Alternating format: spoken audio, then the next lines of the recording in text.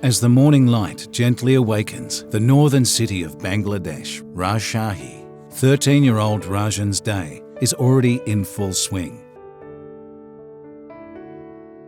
Instead of being woken by the cheerful chirping of birds, he rises to the pressing call of survival. This remarkable boy, named Rajan, carries a weight on his shoulders that feels much heavier than his young years. For the past 2 years, this battery-operated van has been his whole world, his sole means of livelihood.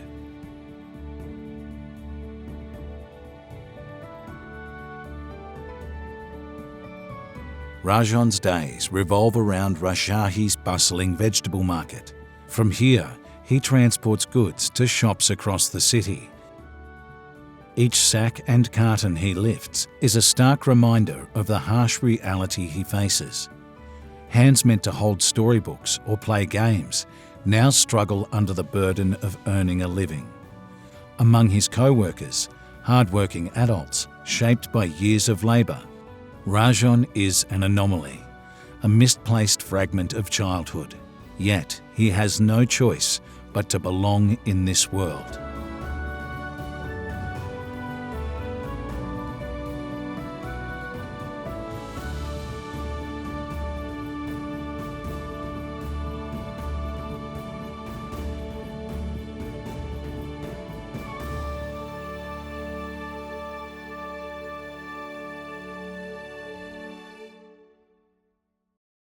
We talk to him.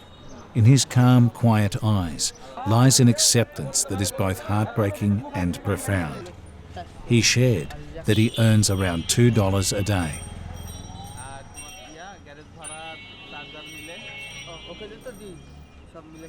While this might seem like a small amount to many, for Rajon and his ailing mother, it means the world. It provides for their meals, his mother's medicine, and their struggle to maintain a crumbling roof over their heads.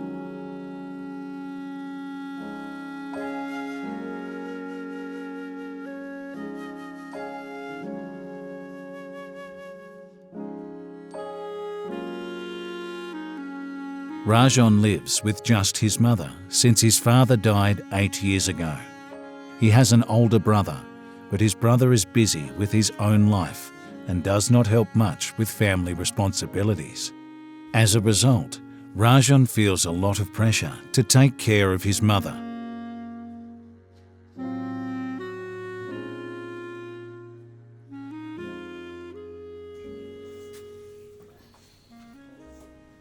While his friends enjoy their free time together, Rajan often worries about what to make for dinner or how to pay for his mother's medicine. His life revolves around a strong sense of duty and making sacrifices for his family.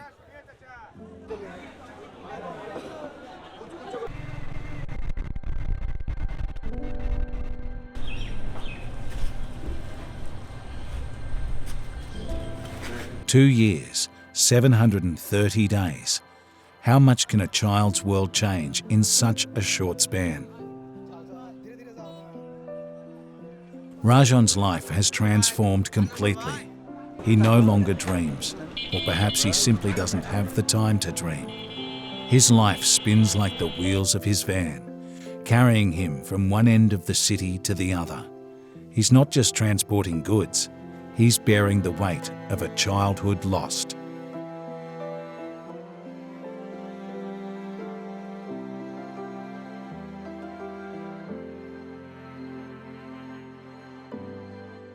While his friends attend school, Rajon bargains at the vegetable market. When their laughter fills the playground, his ears ring with the noise of honking vehicles and the bustle of crowded streets. Does he miss his friends? Does he wish to live like them? We couldn't bring ourselves to ask. His eyes, filled with profound emptiness, seem to hold all the answers. He has accepted this life as his fate.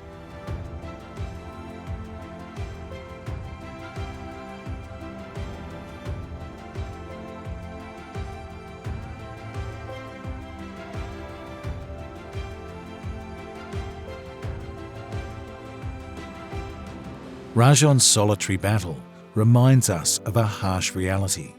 It highlights how poverty can fade the bright colours of childhood. Unfortunately, it pushes a child to become a brave warrior in a fight they never chose to be a part of. At just 13 years old, Rajon stands courageously at the forefront of this relentless struggle.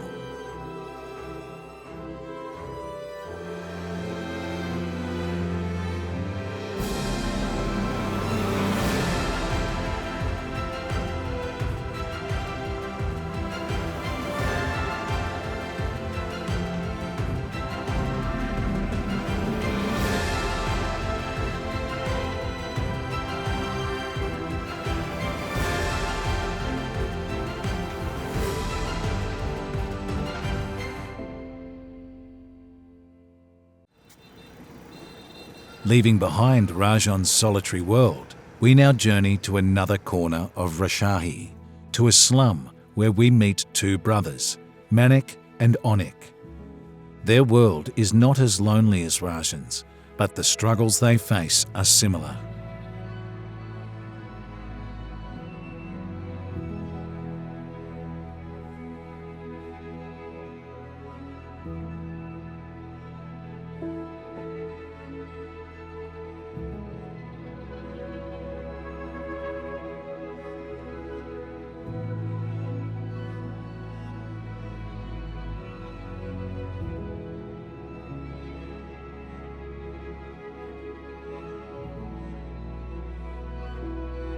Morning here looks different.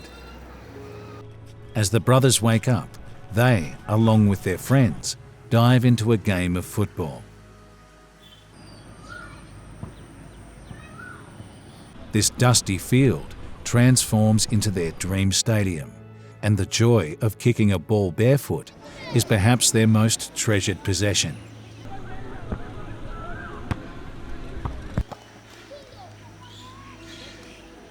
In these fleeting moments, they forget the harsh realities of their lives. For this short while, they are just children. Their laughter and shouts purify the air around them.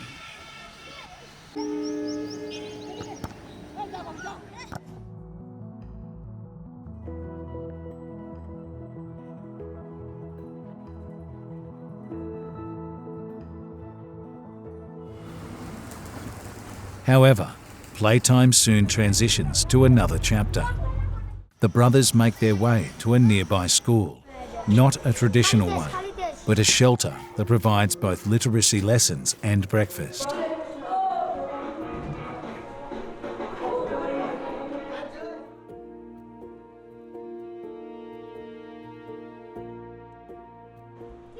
For many of these children, the promise of a meal is the main attraction.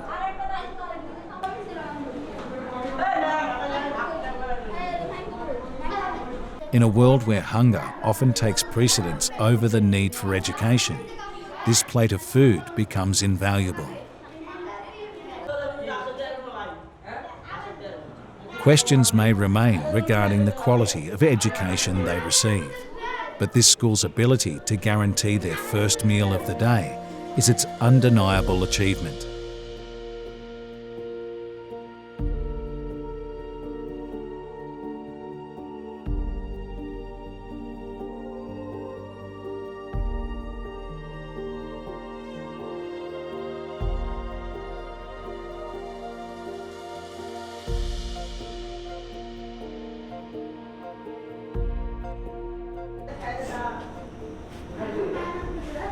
After school, the children take back their time. This moment belongs completely to them.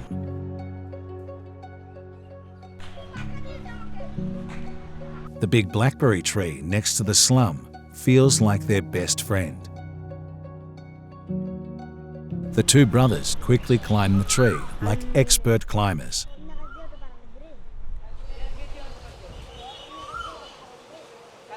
As they shake the branches, ripe blackberries fall to the ground with soft thuds. This scene captures the innocence of childhood perfectly. They pick up some berries to take home, while others go straight into their mouths. The sweet taste of the berries helps them forget the hardships of their lives, even if it's just for a short time.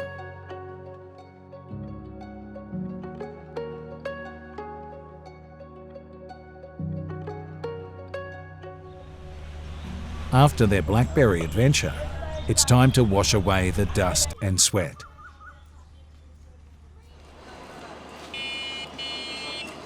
The lake next to the slum serves as their swimming pool. This lake showcases a striking scene. On one side lies Manik and Onik's tin-roofed slum, while towering skyscrapers rise on the other. It separates the two contrasting worlds of the city. From their heights, the modern buildings silently observe the slum children as they frolic in the water. Who can say if their joyful laughter and splashes resonate against the concrete walls of those high-rises?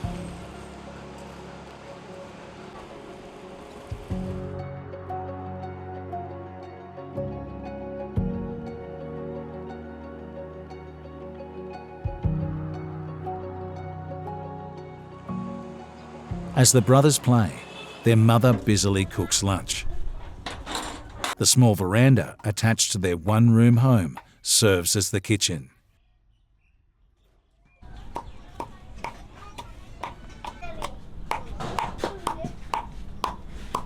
She works over a clay stove, her eyes stinging from the smoke and her forehead shining with sweat.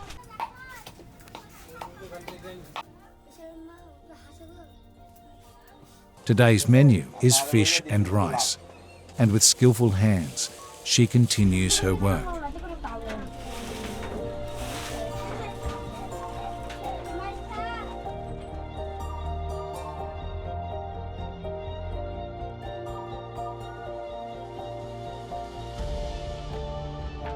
After bathing and coming home, their expressions change the moment they take a bite to eat. Shedding their childhood appearance, they step into their roles as contributors to the household.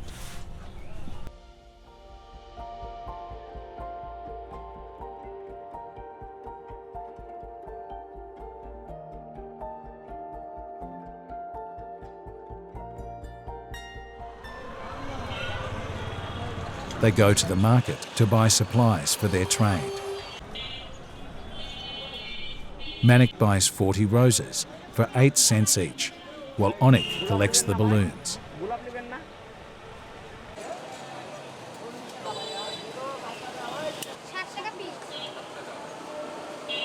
Barefoot, they walk along the city's paved roads toward their destination. The banks of the Padma River, where crowds gather every evening.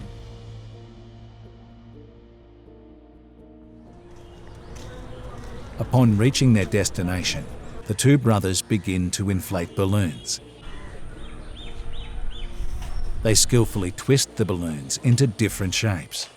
Sometimes they must do this several times a day, depending on sales.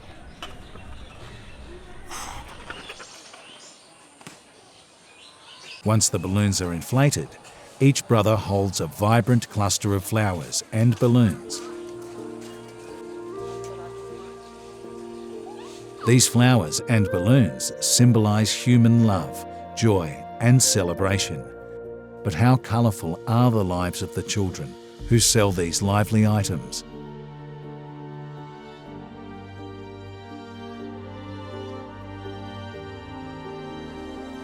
They approach people on the street with sad voices, asking them to buy a balloon or a flower.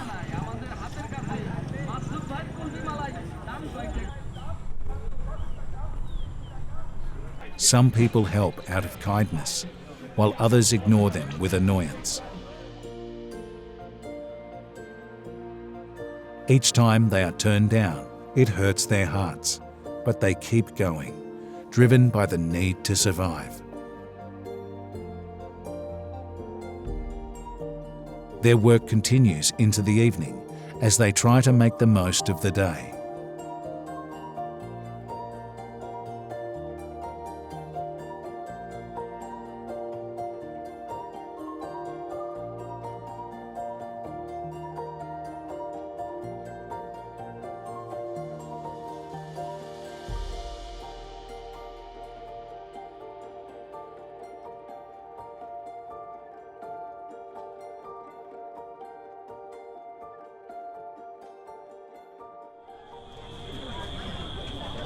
By nightfall, their total earnings typically reach around $5.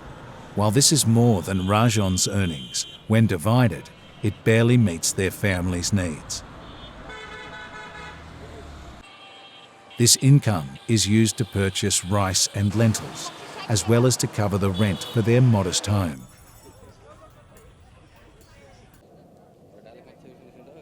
While Manik and Onik strive to improve their lives by selling flowers, their mother undertakes one of the most challenging jobs imaginable. She walks the streets collecting discarded plastic bottles. From piles of trash, she searches for items they can use to survive. This situation may represent the greatest shame for our civilized society. A mother searching through garbage to feed her children, while her children sell their childhood on the streets.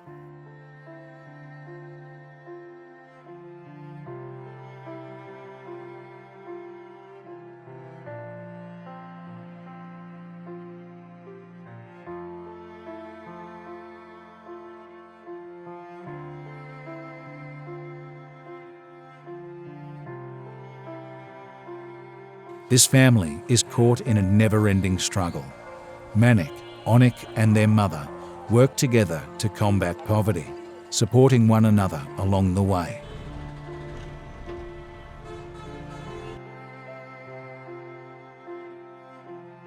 As the older brother, Manik looks out for Onik, whose cheerful smile gives Manik the motivation to keep pushing forward. Their strong connection and shared challenges add a special meaning to their story. They are not facing this fight alone. They are in it together as a family.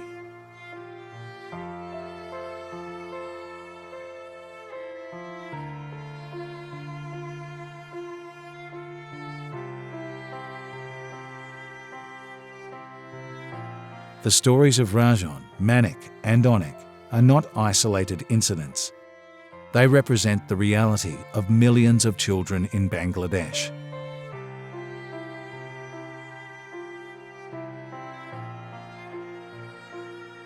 According to the latest survey by the Bangladesh Bureau of Statistics, there are approximately 3.4 million child labourers in the country, with 1.7 million of them engaged in hazardous work.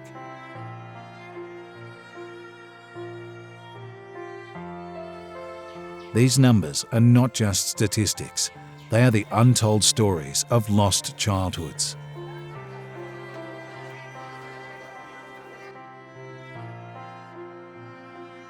By law, child labour is prohibited in Bangladesh for children under 14 years of age.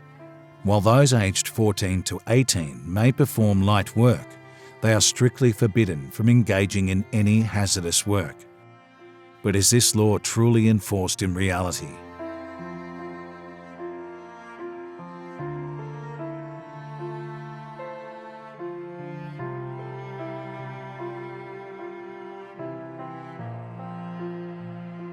When Rajon drives his battery-powered van, does the law protect him?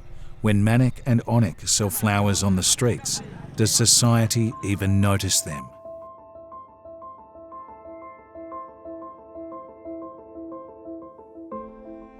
Experts point to extreme poverty as the root cause of child labour. In families who can barely afford basic needs, parents often feel they must send their children to work.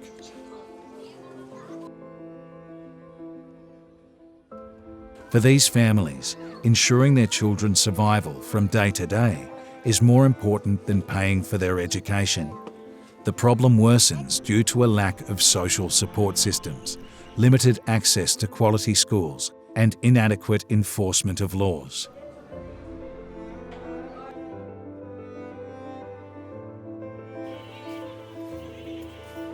Child labour operates like a vicious cycle. When a child misses out on education today, they are less likely to find a good job when they grow up. This keeps them in poverty, which then affects their children and forces future generations into the same struggles.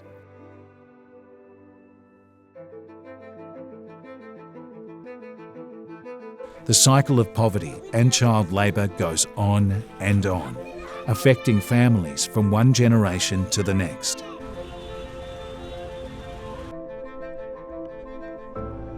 Children like Rajon, Manik and Onik experience severe physical and emotional damage. Rajon faces health problems from hard work, while Manik and Onik deal with the risks of living on the streets, where they are vulnerable to harassment and exploitation.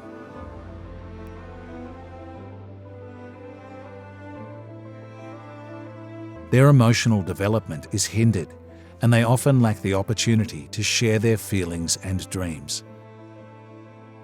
They are forced to take on adult responsibilities too soon, highlighting a failure of both our society and our government. We have failed to provide them with safe childhoods, with books in their hands and playgrounds for their games. We all have a responsibility toward these children. As aware citizens, we can discourage child labour in our communities. Both the government and non-governmental sectors need to implement more effective initiatives. A collaborative effort is essential to break the cycle of poverty and ensure that every child has access to education.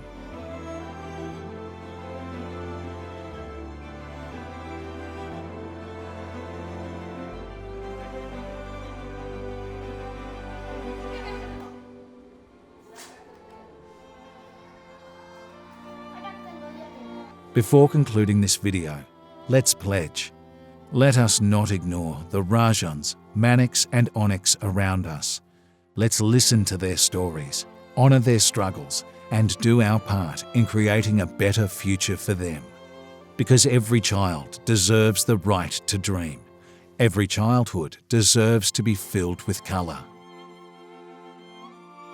As long as even one childhood is sold on the streets, our progress and our humanity remain questionable.